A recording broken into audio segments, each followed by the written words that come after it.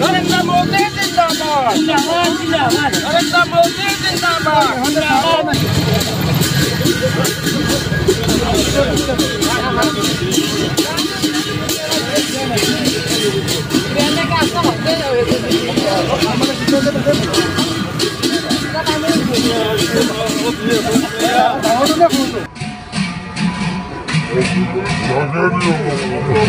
আমাৰ ভাৰতীয় জনতা পাৰ্টি দক্ষিণ কামৰূপ জিলায় আজি আমাৰ মাননীয় সাংসদ বিজুলী কলিতা বাইদেউক আজি আমাৰ সম্বৰ্ধনা অনুষ্ঠান এটা আয়োজন কৰা হয়।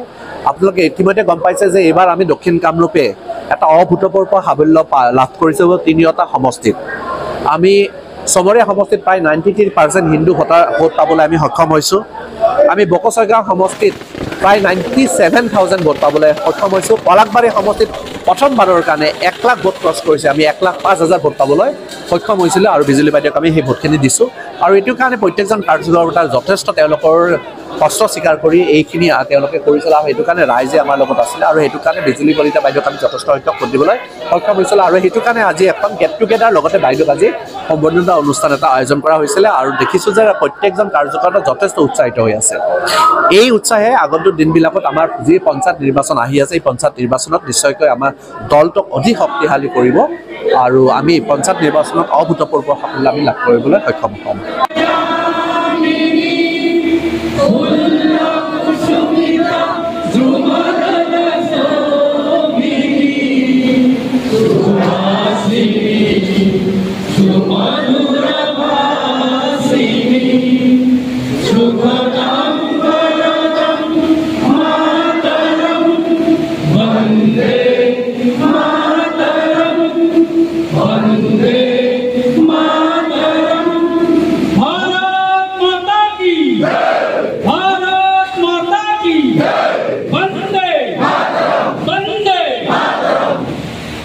আমাৰ পলাশবাৰী সমষ্টিত দক্ষিণ কামৰূপ জিলাত 3টা সমষ্টি আছে, চমৰীয়া, বকচৈগাঁও সমষ্টি আৰু পলাশবাৰী সমষ্টি। পলাশবাৰী সমষ্টিত আমি বিধায়ক নিজে মই আছোঁ।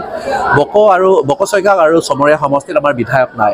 সেইটো কাৰণে আমি আশা কৰিম যিহেতু পলাশবাৰীৰ ৰাইজে আমি বকচৈগাঁও আৰু চমৰীয়া সমষ্টিৰ ৰাইজকো আমি ভাল পাওঁ।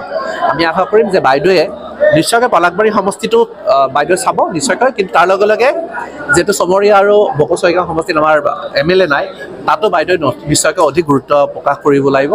আৰু আমি আশা কৰিম দক্ষিণ কামৰূপত বাইদেউ ইতিমধ্যে বহুবাৰ আহিছে, আগতো বাইদেউ প্ৰভাৰী আছিলে আৰু দক্ষিণ কামৰূপৰ পৰা প্ৰতি এটা বিশেষ মৰম বাইদেউৰ আছে ইতিমধ্যে। আগতে দিনবিলাকত বাইদেউৰ নেতৃত্বত দক্ষিণ কামৰূপ জিলাই বিজেপিয়ে আৰু দক্ষিণ কামৰূপ জিলাৰ সমষ্টিবাসী ৰাইজে প্ৰত্যেকটা সমষ্টিৰ ৰাইজে নিশ্চয়কৈ লাভান্বিত হ'ব।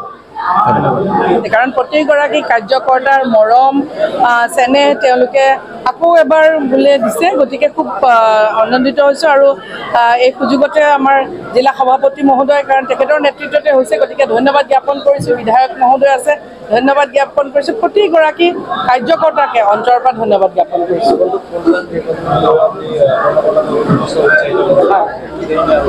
হয়, আপোনালোকে জানে যে ৰাজনৈতিক দলসমূহৰ এটাৰ পিছত এটা নিৰ্বাচন আহিয়ে থাকে, গতিকে যিহেতু আমাৰ এই লোকসভা নিৰ্বাচন খুব সুন্দৰভাৱে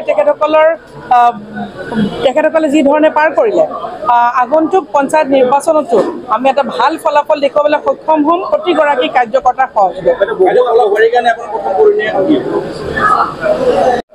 পলাশবাৰীত আমাৰ বিধায়ক মহোদয় আছে আৰু খুব সুন্দৰভাৱে তেখেতে কাম কৰি আছে, গতিকে তেখেতৰ লগত আলোচনা কৰি আমি আগন্তুক দিনত পলাশবাৰীক আৰু সুন্দৰ ৰূপত সজাবলৈ খুব সুন্দৰ পৰিকল্পনা আছে। আগন্তুক দিনত আপোনালোকে গম পাব।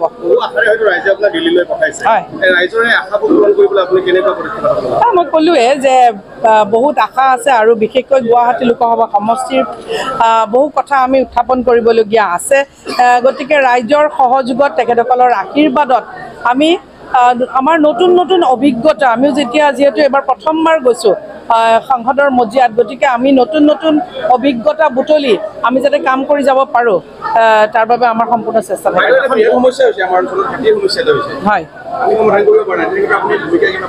হয়, নিশ্চয়। ইতিমধ্যে এই গোটেই বিষয়টো আমি ইতিমধ্যে আলোচনা কৰিছোঁ আৰু মন্ত্ৰী মহোদয়ৰ লগতো আমি কথাটো আলোচনা কৰিছোঁ।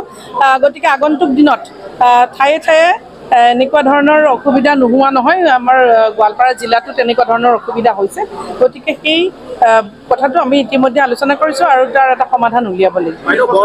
বুলি এখন গাঁও আছে আদৰ্শ গাঁও সাংসদৰ সেইখনত যোৱাটো সময়ত মানে এটা অভিযোগ উত্থাপন হৈছিলে যে সাংসদ তাতে গৈ নাপালে আপুনি সেনেকুৱা অভিযোগবোৰ নাকচ কৰিব চাওক মই কি কৰিব পাৰোঁ সেইটোতো বেলেগ কথা কিন্তু অন্ততঃ গৈ চবতে যোৱাৰ এটাতো চেষ্টা কৰিম আৰু কাৰণ যিহেতু আপোনালোকে জানেই যে সাংগঠনিকভাৱেও কাম কাজ কৰি পেলাই গোটেই অসমখন ঘূৰি ফুৰাৰ আমাৰ এক অভ্যাস আছে গতিকে য'ত যোনে যেনেকৈ নিমন্ত্ৰণ জনায় বা য'ত আমি গম পাওঁ যে যাত যাবলগীয়া আছে তাত সময় আৰু সুবিধা মিলাই পেলাই নিশ্চয় আহিম।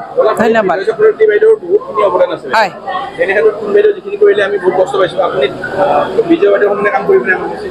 চাওক মই বিজয়া বাইদেউৰ সমান কাম কৰিম নে তাতকৈ বেছি কৰিম সেইটো মই এতিয়া ক'ব নোৱাৰোঁ কিন্তু কাম কৰিবলৈ ৰাইজৰ কাম কৰিবলৈ ৰাজনীতি কৰিছোঁ গতিকে ৰাইজৰ কাম কৰাটোৱে মূল উদ্দেশ্য। জয় হে ভাৰত ভাগ্য বিধাতা